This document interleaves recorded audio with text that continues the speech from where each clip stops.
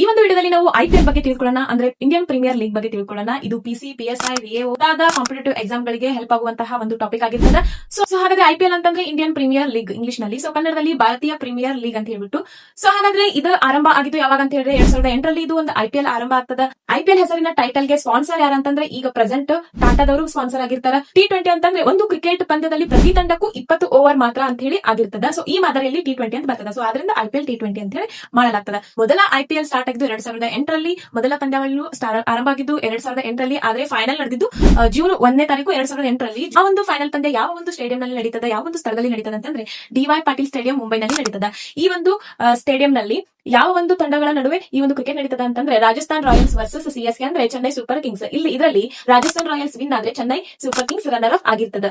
ಹಾಗಾದ್ರೆ ಇದ್ರ ಮೂಲಕ ಮೊದಲ ಐಪಿಎಲ್ ವಿನ್ನರ್ ಆದಂತಹ ತಂಡ ಯಾವುದು? ರಾಜಸ್ಥಾನ್ ರಾಯಲ್ಸ್. ಅದರ ನಾಯಕ ಯಾರಾಗಿರ್ತಾರಪ್ಪ ಅಂತಂದ್ರೆ ಶೇನ್ ವಾರ್ನ್ ಆಗಿರ್ತಾರೆ. ಹಾಗಾದ್ರೆ ಈ ಒಂದು ಐಪಿಎಲ್ ಅನ್ನ ನಡೆಸುವಂತಹ ಅಥವಾ ಈ ಒಂದು ಐಪಿಎಲ್ ಅನ್ನ ಆಯೋಜಿಸುವಂತಹ ಸಂಸ್ಥೆ ಯಾವ್ದಾಗಿರ್ತದೆ ಅಂತಂದ್ರೆ BCCI ಅಂದ್ರೆ board of control for cricket in India, ಕನ್ನಡದಲ್ಲಿ ಭಾರತೀಯ ಕ್ರಿಕೆಟ್ ನಿಯಂತ್ರಣ ಮಂಡಳಿ ಅಂತ ಹೇಳ್ಬಿಟ್ಟು. ಸೊ ಹಾಗಾದ್ರೆ ಈ ಒಂದು ಮೊದಲ ಫೈನಲ್ಸ್ ನಲ್ಲಿ ಮೊದಲ ಆರೆಂಜ್ ಕ್ಯಾಪ್ ವಿಜೇತ ಅಂತ ಬಂದಾಗ ಶಾನ್ ಮಾರ್ಷ್ ಆಗಿರ್ತಾರ. ಪರ್ಪಲ್ ಕ್ಯಾಪ್ ವಿಜೇತ ಅಂತ ಬಂದಾಗ ಸೋಹೈಲ್ ತನ್ವಿಲ್ ಆಗಿರ್ತಾರ. ಸೊ DRS ಅನ್ನ ಫುಲ್ ಫಾರ್ಮ್ ತಿಳ್ಕೊಳ್ಳಿ, decision review system. DRS full form important ಇರ್ತದೆ. ಇದೇ ವರ್ಷ ಅಂದ್ರೆ 2026ರಲ್ಲಿ ಐಪಿಎಲ್ ಮಾರ್ಚ್ 28ಕ್ಕೆ ಸ್ಟಾರ್ಟ್ ಆಗಿ ಮೇ 31ಕ್ಕೆ ಎಂಡ್ ಆಗ್ತವ. ಮೇ 31ಕ್ಕೆ ಫೈನಲ್ ಪಂದ್ಯಾವಳಿ ಇರ್ತದೆ. ಯಾವ ಒಂದು ಸ್ಥಳದಲ್ಲಿ ಇರ್ತದ ಅಂತಂದ್ರೆ ಎಡನ್ ಗಾರ್ಡನ್ಸ್ ಕೋಲ್ಕತ್ತಾದಲ್ಲಿ ಇರ್ತದೆ.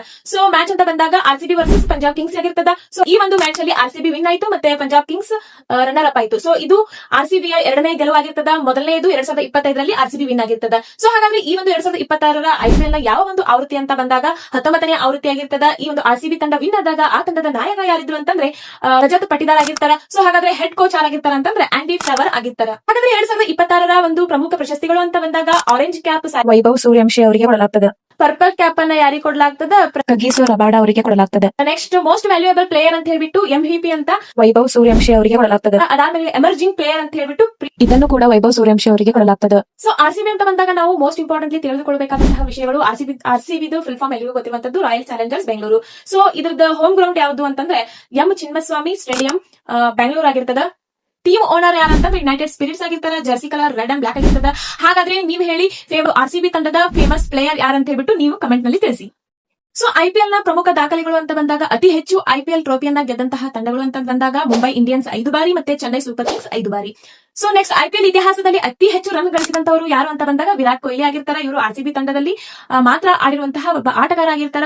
ಇವರ ಜರ್ಸಿ ನಂಬರ್ ಎಷ್ಟು? 18 ಆಗಿರ್ತದ. ಸೊ ಹಾಗಾದ್ರೆ ಎಷ್ಟು ರನ್ ಅಂತ ಬಂದಾಗ ಸುಮಾರು 9,000ಕ್ಕಿಂತ ಹೆಚ್ಚು ರನ್ ಗಳನ್ನ ಇವರು ಗಳಿಸುವುದರ ಮೂಲಕ ಈ ಒಂದು ದಾಖಲೆಯನ್ನ ಮಾಡಿದ್ದಾರೆ ಅಂತ ಹೇಳ್ಬಿಟ್ಟು. ಸೊ ಐಪಿಎಲ್ ಇತಿಹಾಸದಲ್ಲಿ ಅತಿ ಹೆಚ್ಚು ವಿಕೆಟ್ ಅಂತ ಬಂದಾಗ ಯುಜ್ವೇಂದ್ರ ಚಹಲ್ ಆಗಿರ್ತಾರ. ಇವರು ಸುಮಾರು 220+